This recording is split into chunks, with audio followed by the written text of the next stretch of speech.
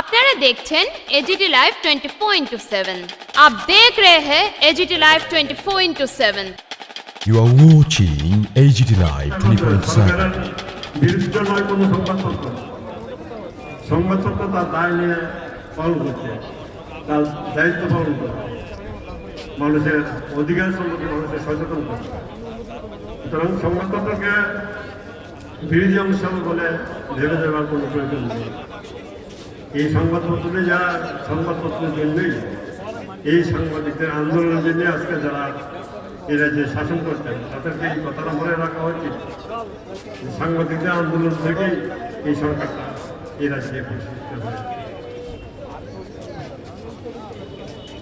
আর যেসব দাবি দেওয়া আজকে সম্বন্ধ আমি দেখলাম এখানে অনায়াসে সম্ভব না। এই আমাদের মতো রাজ্যে সাংবাদিকরা যে আর্থিক পূর্ণ অবস্থা আছেন ওই লেভেলে আছেন। আমি ন্যাশনাল মিডিয়া ফাউন্ডেশনের ভাইস প্রেসিডেন্ট। সারা ভারতবর্ষে কোথায় কী হয় আমি খবর পাই। আমাদের ত্রিপুরার মতন সাংবাদিকরা এই দুরবস্থার মতো কোনো রাজ্যে নেই। তাই জন্য এই কারণে সরকারের ভূমিকাটি এরকম।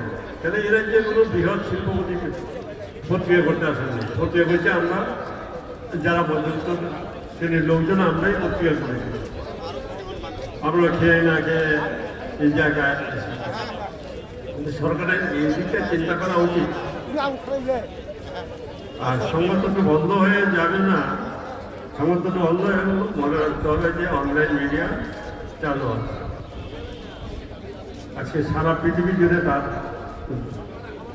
তখন আর সাংবাদিকদের কে কি লেখলো তখন আর এটা খুঁজে পাওয়া যাবে।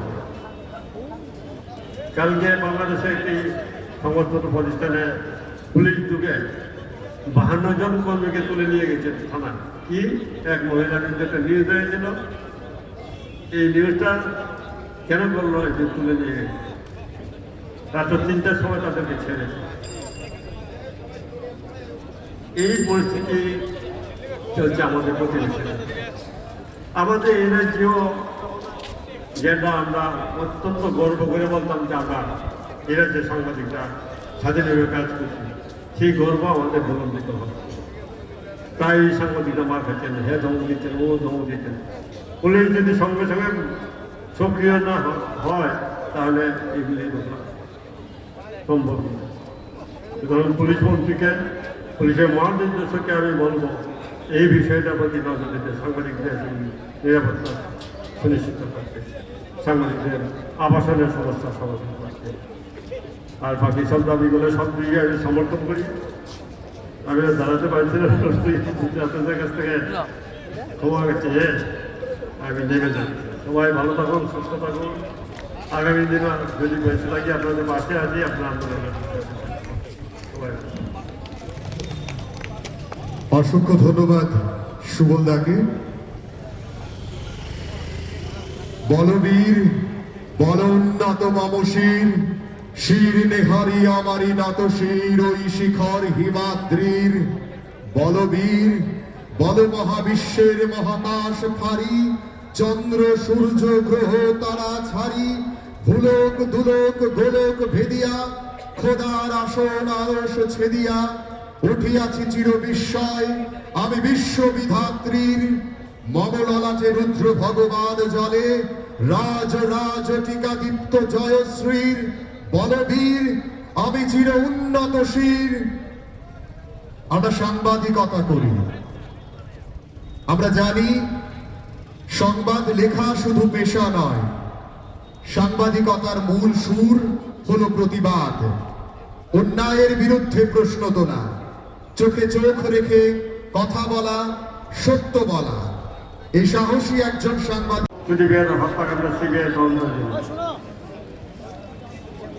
কিন্তু দুর্ভাগ্যের বিষয় শান্তনু সুদীপের হত্যাকারীরা এখনো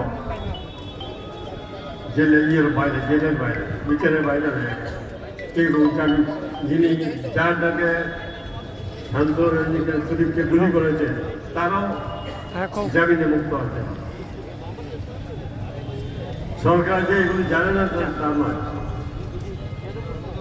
এই রাজ্যের আমি যে অংশটা আগে বলতে গেলে পরে যাচ্ছি আপনারা যারা মিডিয়ায় কাজ করেন তাদের আশঙ্কার কারণ হলো এই শুধু এই দেশে নয়, পৃথিবীর সর্বত্র মুদ্রিত পত্রিকার প্রচার সংখ্যা কমছে। মুদ্রিত সংবাদপত্রের প্রচার সংখ্যা করছে, কিন্তু মুদ্রিত সংবাদপত্র তৈরি করার জন্য যা তার খরচ হয়েছে 200 গুণ। আমরা 80 সালে 22,000 টাকা মেট্রিক টনে নিউজ প্রিন্ট কিনতাম, সেই নিউজ প্রিন্টের ধর এখন 84,000 টাকা। তেমনি পত্রিকা ছাপার জন্য যে আনুষঙ্গিক জিনিসপত্রের দাম সেইগুলো 100-150% বেড়ে গেছে। বামফ্রন্ট সরকারের সাথে আমার একটা চুক্তি হয়েছে। চুক্তিটা কি? বামফ্রন্ট সরকার বারবার হারার পরে আমাদের সাথে বসে দিল, চুক্তিটা জন্য প্রতি 2 বছর পর পর বিজ্ঞাপন রেটটা রিভিউ করতে। মানিকবাবু চলে যাওয়ার পর সেই রিভিউটা একবারই হয়েছিল, সেটা বিপ্লব সরকারের সময় 2018 সালে। 18 সাল থেকে এখন 2026 সাল চলছে। বিজ্ঞাপন রেট সেই বামফ্রন্ট আমলে যেটা ছিল বা বিপ্লব শেষ যেটা করে গিয়েছে সেটাই রয়ে গেছে। ইন্দামি এই 7 বছরে আপনার কমপক্ষে নিউজ প্রিন্ট এবং অন্যান্য সামগ্রীর দাম 100% বাড়ছে। এগুলো নিয়ে সরকারের কোনো কথাবার্তা না। একদিন কেউ জিজ্ঞাসা করেছে বলে আমি জানি না। আগে একজন তথ্যমন্ত্রী আলাদা ছিলেন, বর্তমানে তথ্যমন্ত্রী একজন মুখ্যমন্ত্রীর হাতে। তবে এই ব্যাপারে কেউ খোঁজখবর নিয়েছে বলে আমার জানা নেই। আর যেটা হয় আমার অভিজ্ঞতা যা দেখছি, যখনই যে সরকার আছে সেই সরকারেই সংবাদপত্রের বিরুদ্ধে যাওয়ার চেষ্টা করে। সংবিধানে আমাদেরকে স্বাধীন বলে স্বীকৃতি দিল, আমরা প্রকৃত স্বাধীন নই। এখনো তথ্য দপ্তর থেকে মুখ্যমন্ত্রীর নাম করে বা কোনো মন্ত্রীর নাম করে নিউজটা দিয়ে দেওয়ার জন্য অনুরোধ করা হয়। সুতরাং স্বাধীনভাবে কাজ করার সুযোগ এখনো নেই।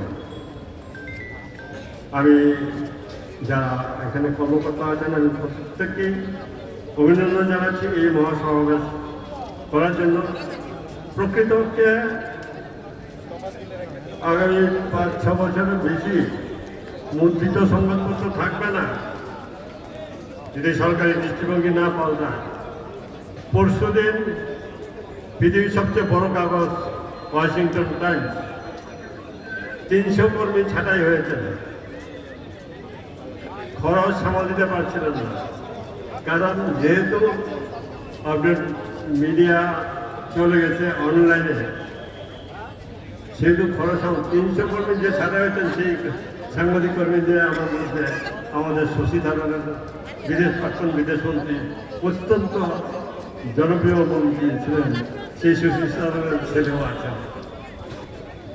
এর আগে 2 বছর আগে ওয়াশিংটন টাইমসের একটা ফ্লোর বিক্রি করতে হয়েছে এই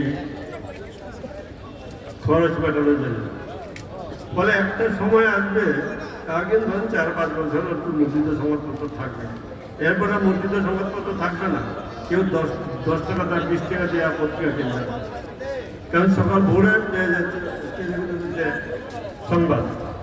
আমাদের এখন 87,000 লোক প্রতিদিন ঘুরে মোবাইলের ছবি পত্রিকা পড়ে, ঘুরেই পত্রিকা পড়ে। আমাদেরও প্রচার সংখ্যা। ফলে একটা সময় আসবে যখন আমরাও পারবো না চালাতে, কারণ রেভিনিউ কমছে, প্রচার সংখ্যাও কমছে, আমরা পারবো না চালাতে। যেটা বাধ্য করতে হবে সরকারকে সেটা হলো যে চুক্তি আমাদের সাথে আছে সেই চুক্তি মোতাবেক যাতে বিজ্ঞাপন রেটটা সেটেল করা হয়, প্রতি 2 বছর পর করা হয়। যে ওদিন বেঁচে থাকে বহু কাগজ বন্ধ হয়ে গেছে, কিছু কিছু নতুন কাগজ এসছে, নিজের পকেটের টাকা খরচ করেছে সরকারি বিজ্ঞাপনের টাকা করে। আমার মনে আছে শুভেচ্ছা করতে আমলে অনেকগুলি কাগজ বন্ধ হয়ে যাওয়ার উপক্রম হয়েছে। আমি তো আমাদের সাংবাদিক সংঘের সেক্রেটারি।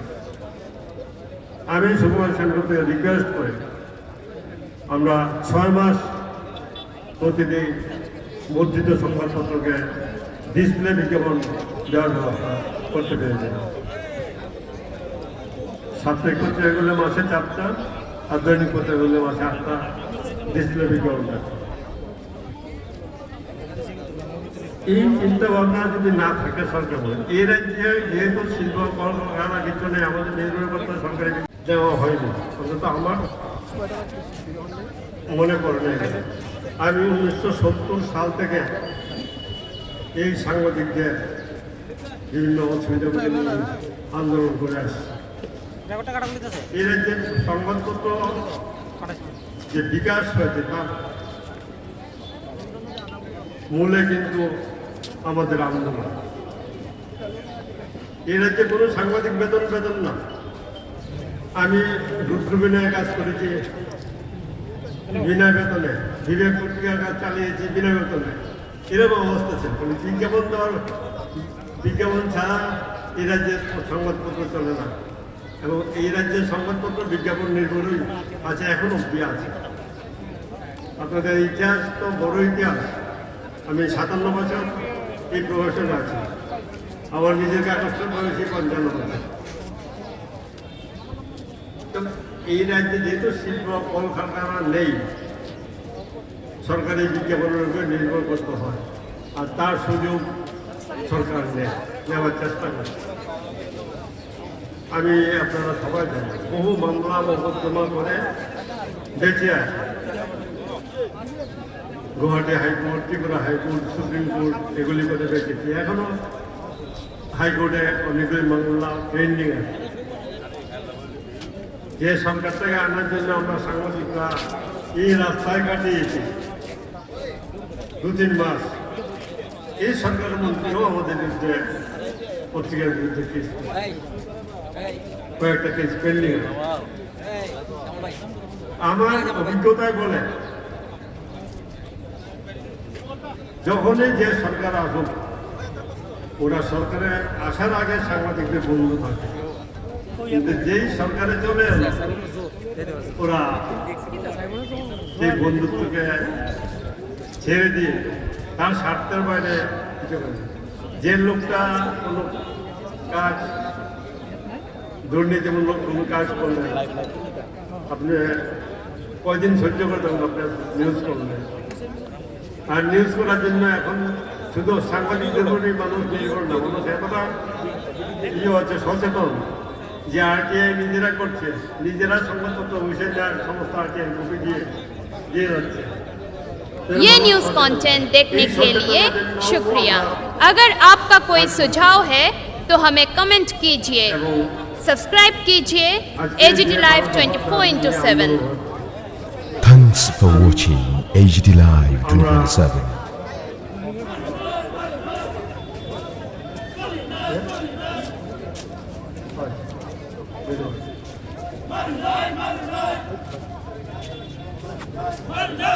সদস্যদেরকে স্বাগত জানাই, আপনাদেরকে অভিনন্দন জানাই এই মহাসমাবেশে উপস্থিত হওয়ার জন্য। এই রাজ্যের প্রেস কোনো সময় সবল নয়, তার লেখনী সবল হতে পারে, যে তার আর্থিক বন্ধন সবল নয়। আজকে যে দাবি দেওয়া নিয়ে আমরা এখানে এসেছি, তার অধিকাংশই 1970 সাল থেকে আমরা দাবি করি। কিছু দাবি দেওয়া পূরণ হচ্ছে। এই রাজ্যে কোনো বিজ্ঞাপন নীতি ছিল না, এই রাজ্যে কোনো সাংবাদিকদের সরকারি পরিচয় পত্র ছিল না, এইগুলি আমাদের মুভমেন্টের জন্য হয়েছে। এই রাজ্যে প্রেস ক্লাব হতে পারে, চিন্তাও করতে পারে না। এই রাজ্যে প্রেস ক্লাবের জন্য মুভমেন্ট করা, আমার বিরুদ্ধে 3 কলম লিখে দিয়েছেন আমাদের শ্রদ্ধেয় বীরেশ্বরপতি মহাশয়, সেটা আমার পক্ষে কাগজে ছাপা হয়েছে। আমি নাকি প্রেস ক্লাবটাকে মদের ঠেক বানানোর জন্য, অথচ আমি নিজে মদ খাই না।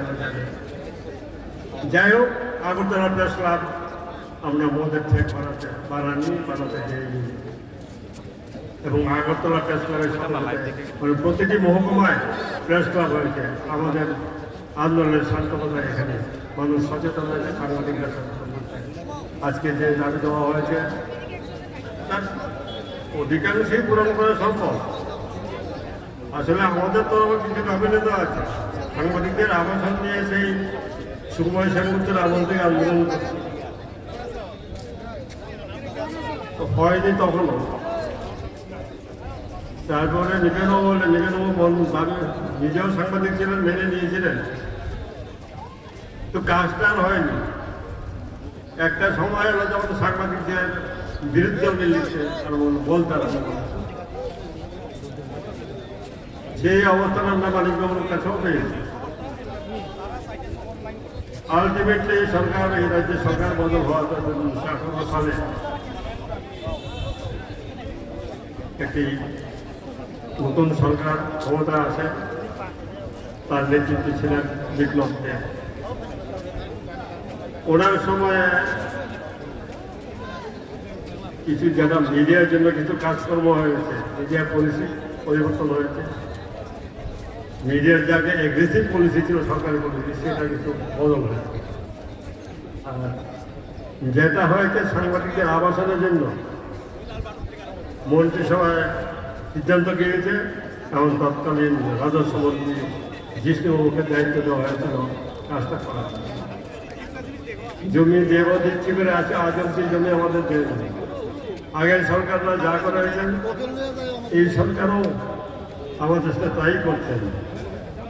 এটা হলো বাস্তব ঘটনা। আমাদেরকে কাগজগুলিকে এই দুরবস্থা ये न्यूज़ कंटेंट देखने के लिए शुक्रिया।